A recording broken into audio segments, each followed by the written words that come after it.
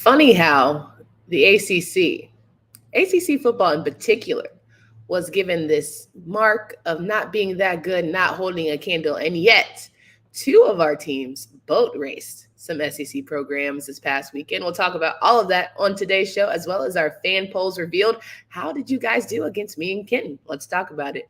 You are Locked On ACC, your daily podcast on the Atlantic Coast Conference. Part of the Locked On Podcast Network, your team every day.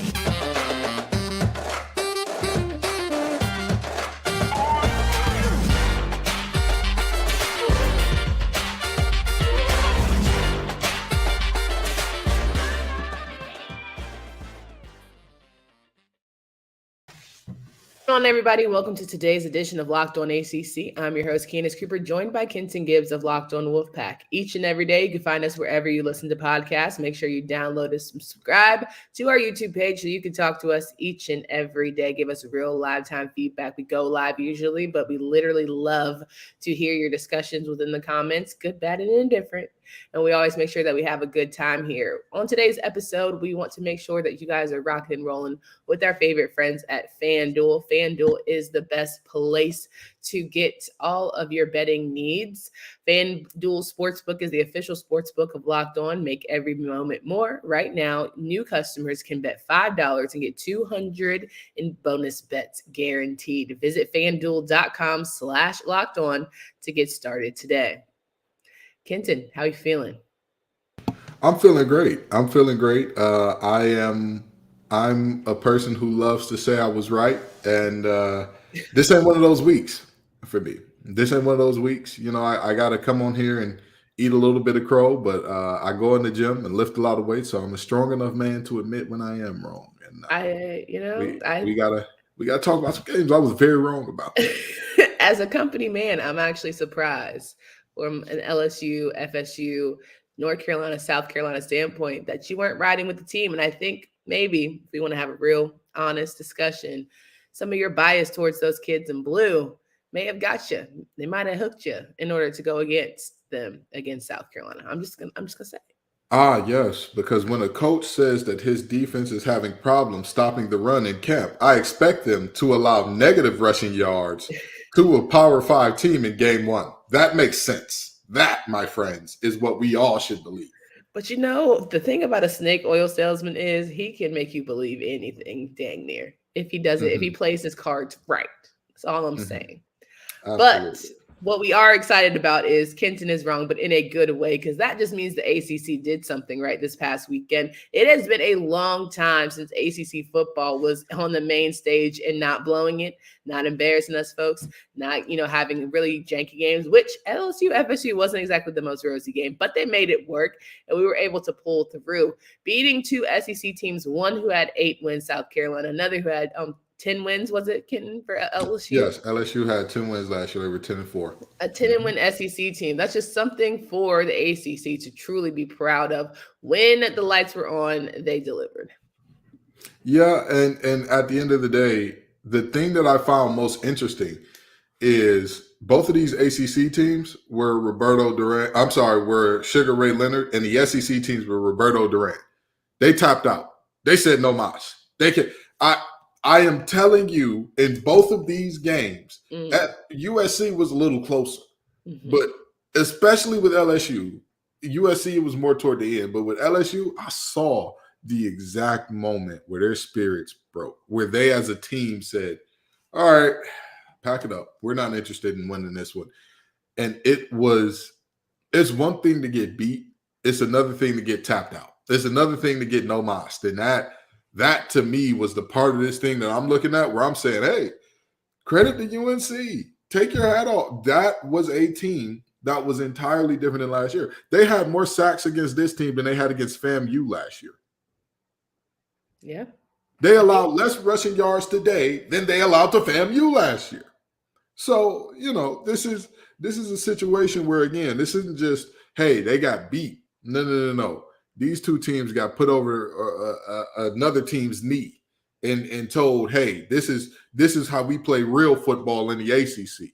Apparently, it doesn't just mean more to y'all anymore. So, I definitely think this was a game of discipline. This is a game where, a lot has been looked at about these head coaches, whether it be Mac Brown or Mike Norvell, in terms of what their teams can be and maybe not living up to their potential. And it certainly was nice to see that shut up and put to rest and put to bed and have all the elements put together. But let's talk about the one in most recent memory. Last night, LSU took on Florida State. Florida State, the number 8 team, LSU, the number 5 team in the country right now. And it was very much high emotions out of the gate. Both teams trading moments where you're like, all right, what are we doing here? Are we playing football? I get the emotions are high. LSU comes out, punches them in the mouth. But damn it, if that FSU D-line did not say, listen, all right, we're rattled a little bit, bent, punched, but we're not broken.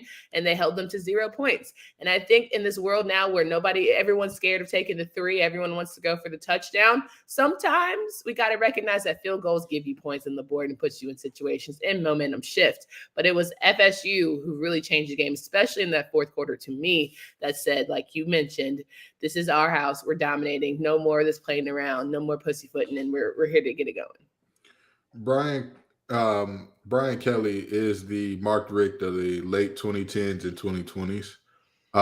That man couldn't win a big game if you spotted him a 20-point lead and started the game in the fourth quarter. His ability to make adjustments is absolutely non-existent despite the game going a certain way.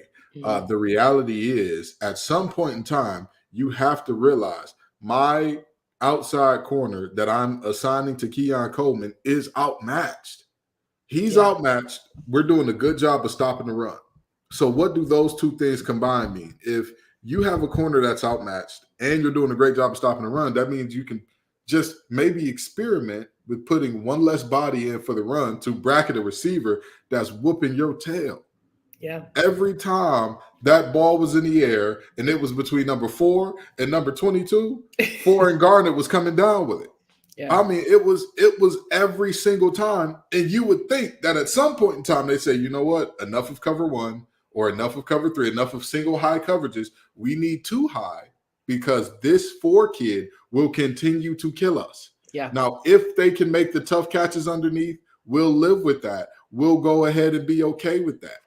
Yeah. Which at times they did, sometimes they didn't. Johnny Wilson, those concentration drops, which have been a struggle for him in the past, were a struggle for him at times in this game. But you know who didn't struggle at all? Keon Coleman. Yeah. And you know who they kept single covering the entire game? Keon Coleman. So credit to Norvell and company for making the adjustments. Credit to him for saying, you know what? We've tried running the ball. We've tried spreading it out. Hit foe. That's the play. That's the play. That's what we got going on. Hit foe. Find foe. Hit foe. And that's what we're going to do. 9 receptions, 122 yards on the day for Keon Coleman, followed by Johnny Wilson, who had been very high on 7 receptions and 104 yards. And he definitely had some ones that I know he wants back. But it's just something to say, like, I get when you don't want your man to feel like he is getting burnt. You don't want to have like a confidence drop. You want to be like, all right, you can get back out there. But at some point, you have to want to win more than you want to help this man's confidence. You feel me? If my corner is playing like he off a few lemon drops, I don't care if your confidence drop. That ain't got nothing to do with me. If you stop dropping, I'll stop dropping, and that's going to be that. But at the end of the day, if you are looking at the back of this man's head like you're trying to give him a lineup, I don't care about your confidence, brother. If every 50-50 ball start turning into an 80-20 ball, I don't care about your confidence. Yeah. You got 1.5 touchdowns to get caught on your head if I'm the head coach. Before I say, okay, enough. Either we're going to get somebody else over there or we're going to get you some help. Yeah, 1,000%. Jordan Travis, go ahead. Finish. And I'll tell you this. I'm going to tell my best corner, follow him. Whatever blitz we're running, whatever coverage we're running, you are locked on to him. We will adjust the coverage around that lock. But you, brother, you've got him everywhere. If he go to the bathroom, I want you shaking it for him. That's what I want to happen. And it did, again, Brian Kelly just didn't do that. He had him one-on-one with safeties. That was a mismatch of the year. He had him a one-on-one with 22, kept getting burnt. I mean, that young man looked like some deeply blackened toast at this point because that was just it was some nasty work. So, Norvell did his thing. He adjusted properly. And when they broke LSU's will, you could tell because all of a sudden that run game started working. I said, LSU's given up. They've tapped out here. So, Yeah. credit to Norvell and the guys. They handle business. And let me just go ahead and say, I'm going to have to give Jordan Travis a little bit of credit here. And I'm going to talk about him and his Heisman winning season. He's kicking it off. He's going to make things known. But first, I want to talk to you guys about our friends at Athletic Brewing. You can find Athletic Brewing's company's non-alcoholic brew at a store near you or buy online at athleticbrewing.com. First-time customers can use code LOCKEDON to get 15% off your first order online. That's code LOCKEDON at checkout, 15% off at athleticbrewing.com. Near beer, exclusions and conditions do apply. Athletic Brewing Company is a non-alcoholic beer that is fit for all times. No hangovers ever. The fastest growing non-alcoholic brewery in the U.S. So you better get on board. That's LOCKEDON at checkout for 15% off at athleticbrewing.com.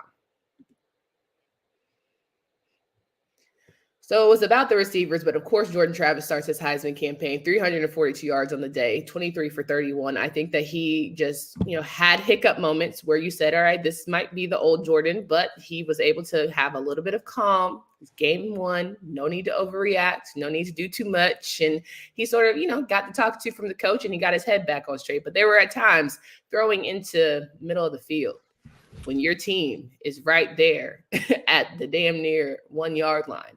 That's just one where you just can't make that mistake. Like when you watch that film back, those are the type of things that separate you having a Heisman winning college football playoff conversation type of season and those where you're like, yeah, buddy, he might have to just ride that pine because that's insane. With all due respect, Jared versus the boys showed up. Yeah. The receiving core showed up. A lot of guys showed up big time. The backfield showed up. They put the game away. They were the sign that, all right, LSU ain't in this thing no more. Mm-hmm. Jordan Travis did fine enough. That's not a Heisman campaign game. Okay. It's not. Because if it were solely based upon how well or how poorly he played, that game wouldn't have been a no mas. It wouldn't have been that. It wouldn't have been a, hey, we're good. We good. Y'all, all right. Relax, y'all Florida State boys. I don't know what y'all got going on over. It wouldn't have been that. Yeah. He did pick it up in the second half, sure. But there were moments that were not just bad.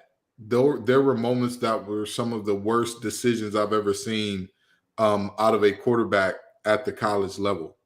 There are three things that you never did. There's a combination of three that you never want to do. Late, over the middle, across your body. He did all three with his back up against the goal line. Late, over the middle, across your body, at the goal line. How do you throw an interception on a double covered screenplay? My brother in Christ, when you see a screen is double covered, you throw the ball into the dirt and you take the next play, or you eat the sack. You don't. I'm not disagreeing. Mm-hmm. Mm-hmm. You don't throw that ball. So, with all due respect, again, he picked it up. Second half was better for him. Yep. This is not the type of game that puts you in Heisman consideration in any way, shape, form, or fashion. In any way. If anything, I would argue the opposite happened, and Keon Coleman walked into the conversation, and he kind of receded back out of it. But it is week one, and I know the folks are going to victory lap on me for some of my takes from last week, and I'm okay with that. Yeah. But I want y'all to remember what happened week one of last year. Yeah. And all these players that we thought, they're going to be great. All these teams we thought, they're back, they're terrible. It was 1 week. It was one week. And but I will say this 1 week was great for the ACC, and it was great for Florida State as a whole. Great for Jordan Travis? Not so much. Jordan definitely needs to buy Keon a steak dinner, and he needs to maybe give what he should give Johnny, not necessarily a steak dinner, because he definitely dropped some that he want back. So maybe like a skirt steak. Get him a nice Keon needs a filet. Get him a baconator. He needs a gourmet burger, right? Keon definitely gets a filet mignon. Johnny gets a burger. We're a food show. If you haven't noticed around here, we like to analogize. What is it? Is analogize? Oh my God. I believe that's it. And I like to make up words. Keon need a steak the size of my back. That man, give him the whole cow. Bring the whole cow home. Bring the whole cow. All I need is a lane and opportunity. And if there was ever, it's similar to Jared Verse last season, right? You made yourself some money after that game. Oh, absolutely. You definitely had people looking at you, cross you on the circle, and all of the things. So I think that's the one you take away. Week 1, it's in the bag. You come out with the W. We'll try again next week for Jordan and the boys. Defense as well. I think one of the biggest things still for FSU is going to be that discipline, those penalties that were unnecessary, getting a little too overexcited. It's very clear that, refs are trying to make this as clean and buttoned up games as possible. So like doing the most, right? Over sacking, but the worst play of the game did not go to FSU. I went to my boy, Mr. Daniels, who decided he was going to do a Herculean leap against FSU's line. And if that's not in the recap video, FSU social, you're not doing yourself a good job. Because what in the hell? We talk about Jordan Travis, but what in the hell was that? But you know what? That's a bad decision for your body. That's not necessarily a bad decision for the team. No. He held on to the ball. But that is a bad decision for the team because at the end of the day, you are QB1, sir. What are you doing? That's fair. But I'll tell you what, with what I saw out of that LSU team, it didn't matter if they had QB1, QB2, QB3, QB4, nose and 3. That's all it was. That's all that thing was. What an embarrassing showing by the SEC this weekend. What an embarrassing showing. Well, speaking of showing, 17 points only for South Carolina as they took on UNC Tar Heels, a North Carolina team that for all intents and purposes, everyone thought this was going to be a race to 40. Everyone assumed that this North Carolina defense wasn't going to be able to do, what everyone has been calling them to do from a defensive standpoint. And that's just do enough to not make the offense look bad. But for me, it was Drake Maye who looked a little human in that game, and the defense held up nicely. And they put on a really strong performance for a program that has had that black mark on them for a good little bit on that defensive side. So here's the thing. I mean this with everything in my heart and soul. UNC's defense cannot be that good again. Very, very genuinely. I mean that. But here's the beauty. They can't be that good again? Here's the beauty in that. Because UNC's defense wasn't good. They were dominant. I'll take it a step beyond dominant. They were great. They were great. But with that being said, they cannot do that again. But with that being said, they don't need to. They don't need to be. If they are at 3/4 of the clip that they were rolling at, this team booked their ticket to the ACC championship, and I'd be weary if I was a national championship contender about this team, because Drake Maye is everything that people say he is. Yeah. I know that he had a shaky game, but he's shown us again and again and again who you are, right? Yeah. Like the Michelle Obama video is, "Hey Queen, we see you. We know who you are. We've seen you raise the bar again and again." Drake Maye, we've seen you, brother. We know who you are. We're not surprised by you. If this defense holds at half that clip, 3/4 of that clip that they were at, and again, I just want to get into some real general stuff from last year to this year. Mm-hmm. This year, negative yards allowed rushing. Against FAMU, they allowed 56 and a touchdown. That's against FAMU. Spencer Rattler, I believe, had 1 touchdown pass. They allowed 2 to FAMU's quarterback last year. Yeah. They allowed 24 points to FAMU last year, 17 to South Carolina. Yeah. Unless Shane is the exact opposite of his daddy, unless Beamer ball now means a completely different thing than it meant up in Blacksburg. This is very, very simple. Yeah. UNC deserves all the credit in the world because they made those boys tap out.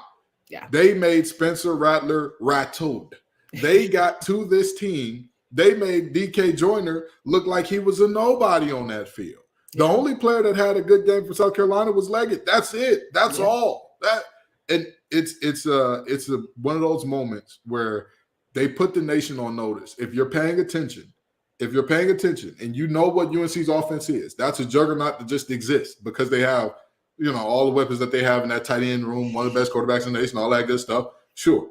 You add on to that a little bit of defense. Well, Alexa, play deads because these boys are in trouble.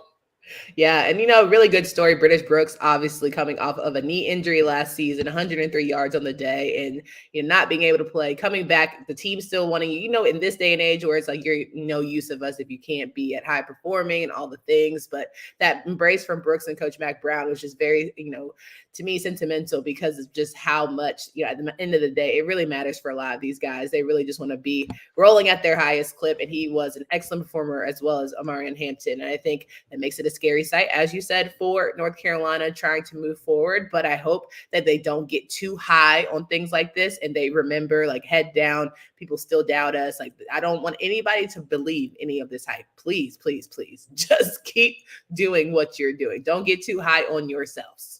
Let me say it again. Well, I think that's a little bit inevitable, but again, the question is that here's the thing. The thing. They're gonna be too high on themselves, but also their next game is App State. So I think you could potentially afford to be too high on yourself, but also you saw App State last year. So you need to get your lick back. You need to get your lick back. Defense, the boys in baby blue defense need to get a lick back. They need to, and so this is one of those moments that easily could turn into snowball into two good games for UNC's defense. And all of a sudden, they got some confidence about themselves. They're doing some good things. And all of a sudden, it's, hey, we're the guys, period. That's what we do. That's who we are. Because, again, if they can bring along that defense, they can be something special.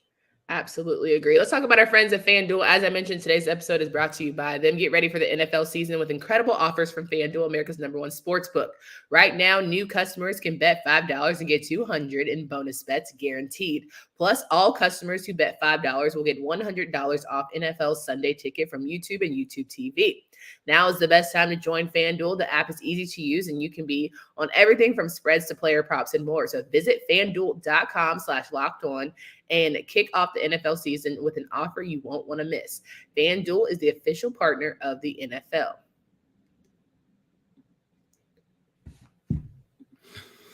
So we're talking through week one. We still have Clemson and Duke, so don't hold that over our heads. We're going to make sure that we get you guys that coverage. Kenton will be at the game, so if you happen to be a Clemson fan or a Blue Devil fan going tonight, make sure that you wave, say hi to him. He won't be wearing red, but, actually, I don't know what Kenton's going to wear these days, so he could be there. You see him, say hi, tell him how much you love Locked On ACC and all that good jazz. We do want to give you the ACC weekend scorecard as well as tell you how the fans did against us because, as we had mentioned before the season kicked off, we are going to do a running tally. We're going to see if you guys know a little more than us, and we're going to go from there. So Clemson and Duke are tonight at 8 p.m. on ESPN. Clemson, of course, is the reigning ACC champions. Duke is a team that won 9 last season. They're looking to maybe do an incredible upset, and I don't know. After the ACC, SEC kind of rivalries we had going on this past weekend, if Clemson were to be upset, I don't know that I would be like, oh, my God, the ACC is not great. I think I would just be like, all right, everybody's rising to the occasion. One ACC team beat another ACC team can't make the conference bad. That's not how that works. If Vanderbilt beats Alabama, that doesn't mean the SEC is bad. It means Vanderbilt is better than Alabama on that given day. That's just how that works out. So. I love that for us. All right, let's go over the scorecard of the weekend. Wake Forest taking on Elon 37 to beat them 37-17, just like we said and thought that they would. Good for Wake Forest for coming out and showing early dominance and putting that game away and not having it even be close. Yeah, they did what they were supposed to do. This isn't much of a surprise.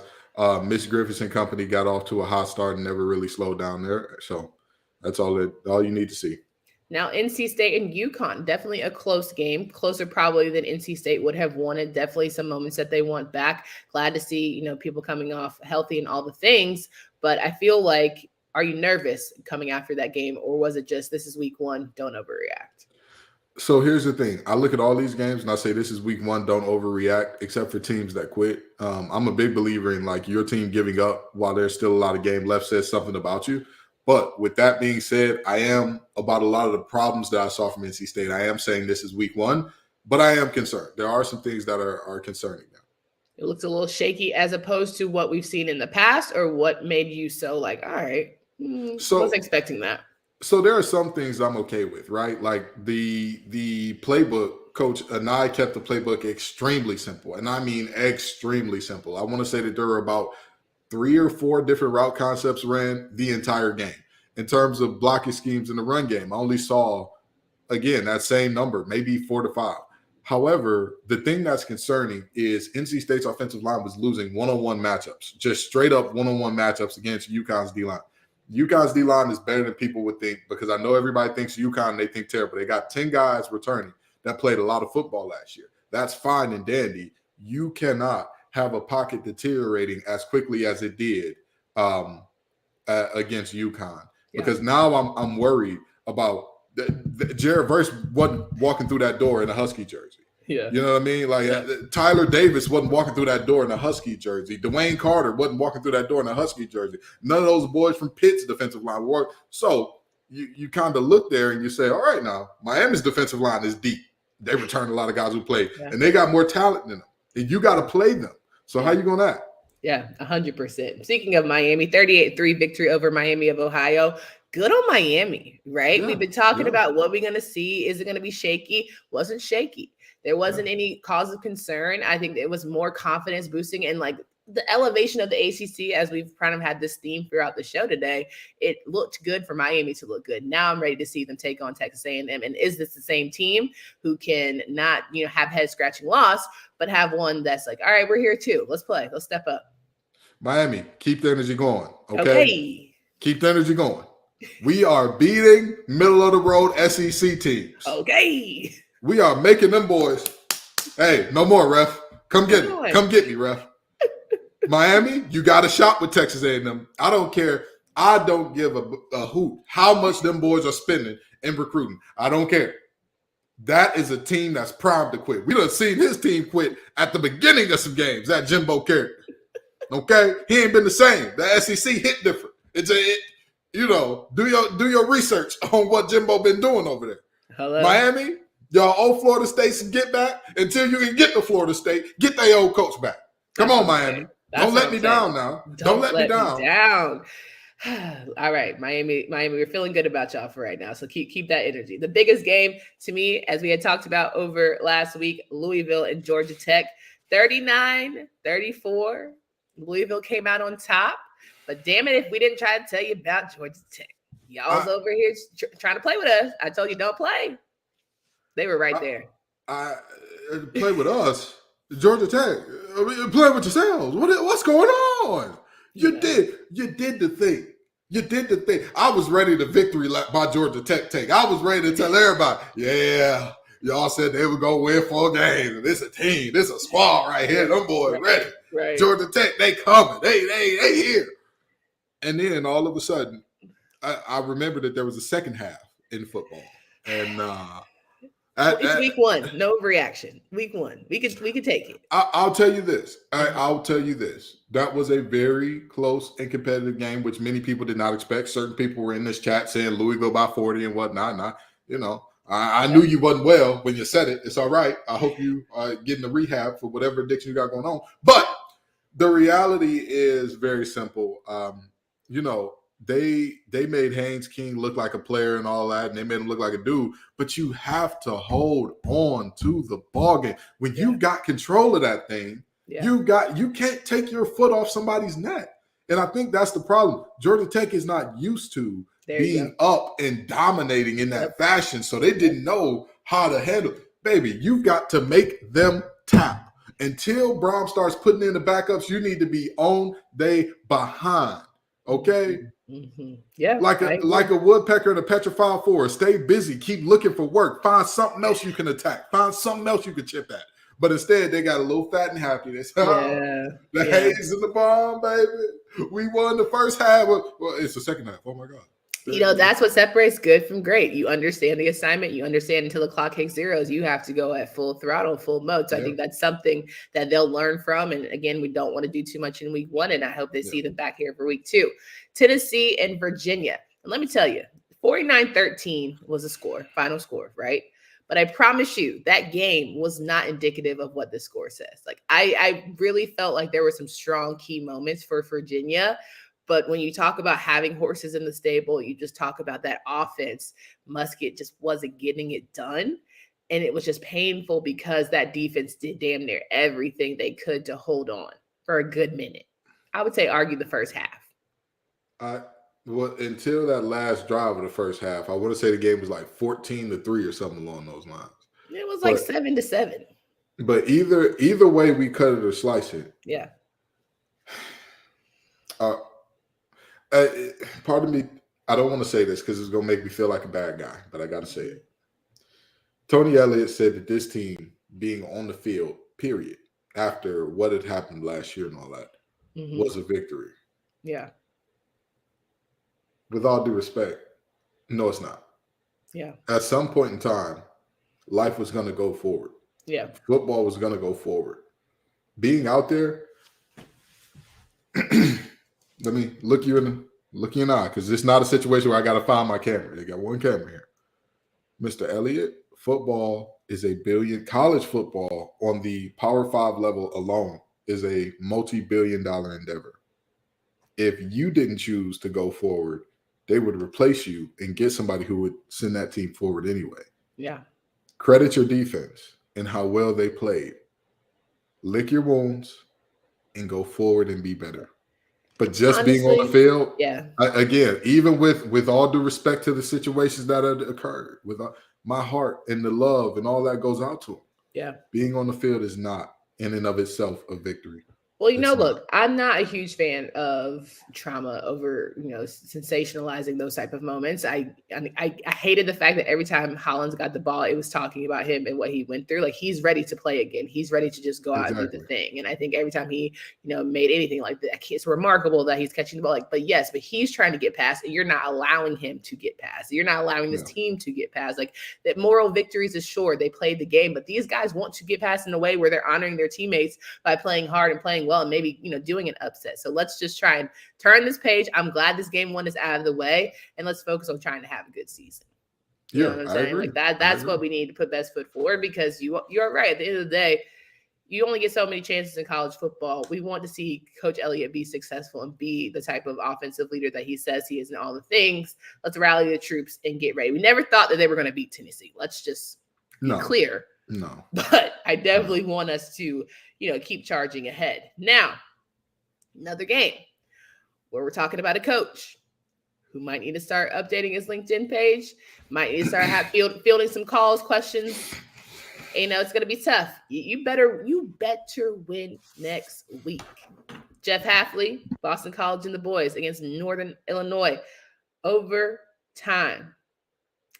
27-24 to Northern Illinois. And that's tough because Boston College is better than that. They had a fiery fourth quarter. They should have never had Northern Illinois in that game. God almighty. Jeffrey. Can I call you Jeff?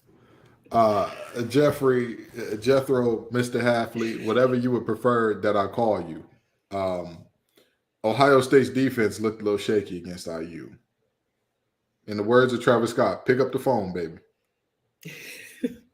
Pick it up.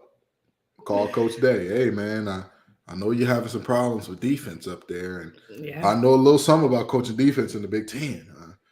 I may be looking for a job soon. So, do your best Uncle Baby Billy impression and say, why do I want to come back to Ohio State? Well, because I'm selfless. That's why. Because that was tough. There's just no reason. And now you rolled up Hafley Pack. They rolled up Hafley Pack and they were blowing. And here's the worst part about it. How did they not know that Castellanos was better than Moorhead? When Castellanos got in the game, all of a sudden their offense looked like an entirely different animal. Entirely different. And they looked like something it was embarrassing. It was crazy. It was embarrassing. It was crazy. Whole different team. Whole different team. And that young man did everything. I mean everything. And I'm looking at you. Never mind. I don't want to call out no players. I'm looking at you, offensive line for Boston College, because y'all were supposed to be the crew. We back now. We back now. We got the guys now. We got our guys back. Y'all couldn't run the ball on NIU.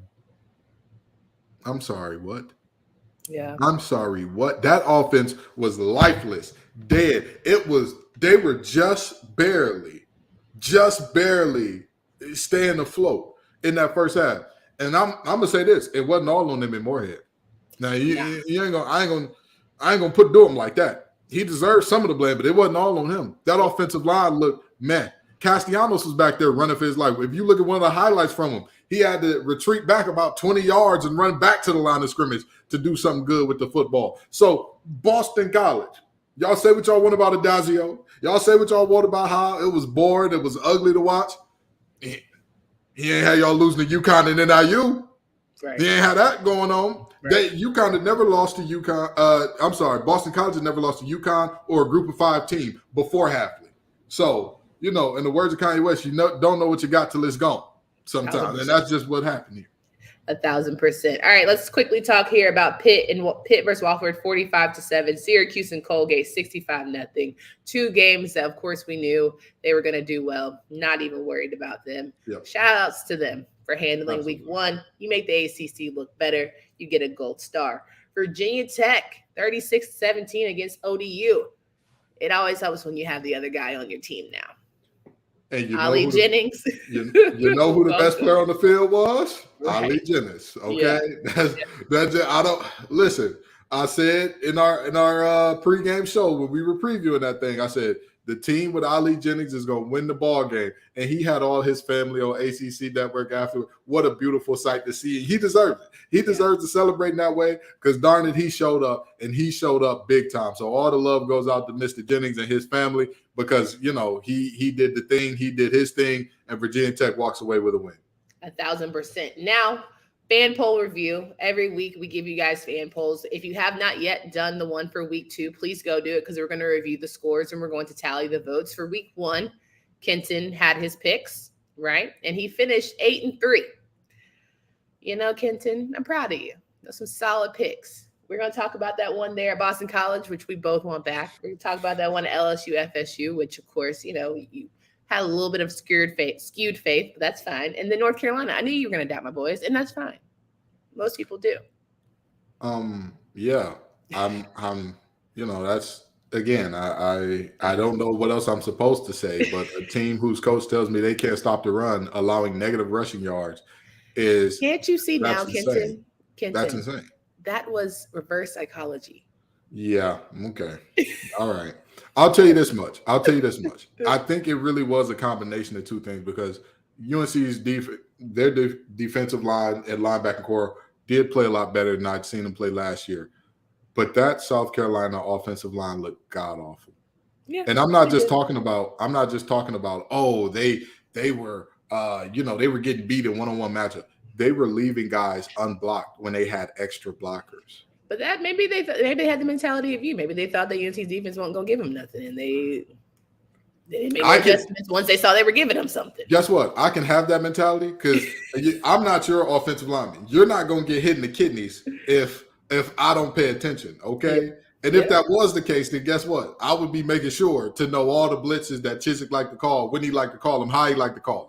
You understand? I would do that because I care for you like that. Them boys must not like Spencer. They said, I don't know about this. Is it giving Phil Dracovic back in 2022? Well, no, because they didn't block for DK Joyner either. And that boy is the heart and soul of that team. Everybody loves him. Everybody loves DK. And they didn't block for him either. I said, Lord, help the children. Help them. Help them. All right. So, Yeah, there it is. Candace was also 8-3 because she definitely thought that ODU was going to upset Virginia Tech. And I picked Boston College. And I thought Georgia Tech was going to do it. They almost did it, but they didn't do it. And that's fine. We take our licks. Now, the fans, y'all did pretty good. Y'all are 9-2. 9-2 from week 1 polls. So I'm proud of y'all. The only one y'all got wrong were picking LSU.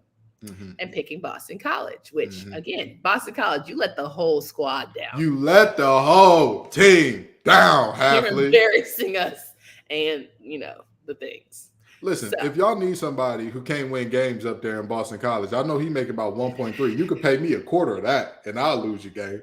You pay me a quarter, and listen, we can go out there and make it fun. We'll be like the Savannah Bananas and make it fun while we lose. You know what I mean? We ain't just gonna lose boring. You know, it's gonna be a spectacle. People gonna want to see us. I'm just glad that you weren't giving Bishop Sycamore, and that's great. You know what I mean? Like, you just giving the Bishop Sycamores of the world. And are they not giving Bishop Sycamore? You know, because the game was close. They didn't get their butt whooped by the. It's NIU. That's a team that's group of 5. You're supposed to not lose at all. That game's not supposed to be good. Remember when North Carolina beat App State last year and everybody was still looking around? What under God green earth? What is this? That's if you even close to a group of 5 team, people looking at you, you lost to a group of 5 team that didn't even win their conference last year. You lost, son. So you know how every year we give teams names like the Fighting Satterfields and the Fighting Dino Babers, all the things, blah blah blah. Boston College might turn into the Savannah Bananas if they don't get it right. That's all I'm saying. Well, listen, all I'm saying. They can't be the Savannah Bananas because if you ever seen the Savannah Banana game, they're entertaining. They're super fun. It's exciting to watch. That game, I'll tell you what. They might be the Hannah Montanas. I don't know. Till Castellanos got in, they were not fun to watch. That was I'm just sitting here like, y'all raising my blood pressure. Y'all raising my even Syracuse put up goose egg on the defensive side. Like it's too much. It's too much. Did what they were supposed to do. Week 1 should be boring for about 80% of the conference. It should be this was one of those games that was supposed to be nice and boring and tap them on out. They should be tapped out in the third quarter, ready to go back to DeKalb, Illinois. They should be ready. They should be. And instead, what happened? You kept it interesting. You kept it spicy. It was looking boring in the opposite direction to begin with. And then Castellanos came in and made it a game. Hate that. Yeah. Well, all in all, great week for the SEC. What? ACC. Great week for the ACC. See?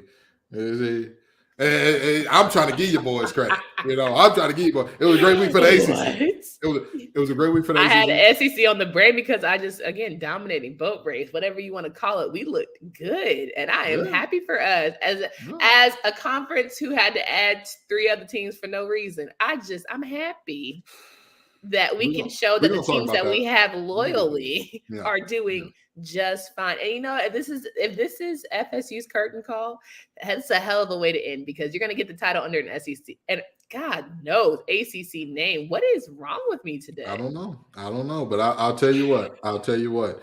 Like I said, Miami, we looking at you. It's your turn. You up to bat. Don't embarrass us. The team got something rolling. Don't you do it. Don't you do it, Miami. I did it twice. I need some breakfast. That's just listen. And let me tell you this. It's a home game. Hashtag pack the rock. Pack the rock. Okay. Come on. Beyond that, I mean, we've got week 2 to talk about. So please. I know everyone's in the comments yelling at me. I'm sorry, y'all. My brain, this episode's only supposed to be 30 minutes. So you got 12 minutes of me starting to lose. It's my fault. I talk too much. You got 12 minutes of me losing my way. But I promise, week 2, please fill out your polls. Please make sure that you have everything together because they're keeping that running tally. There's some really good games happening week 2 for the ACC as well. We also have some SEC opponents. We also have some programs that are going to need to have big weeks. NC State, Notre Dame looking at you. So make sure you come back. Make sure you get me together. Yeah. You got 10 seconds. Don't say nothing else longer than 10. The week 3 polls will be up by the Clemson Duke game tonight. So fill out your week 2 polls, but the week 3 polls will also be out tonight. Make sure you say hey to Clemson and Duke and Kenton tonight as he goes to the game. I'm out of here. I got to get some food in me. For Candace Cooper and Kenton Gibbs, until next time.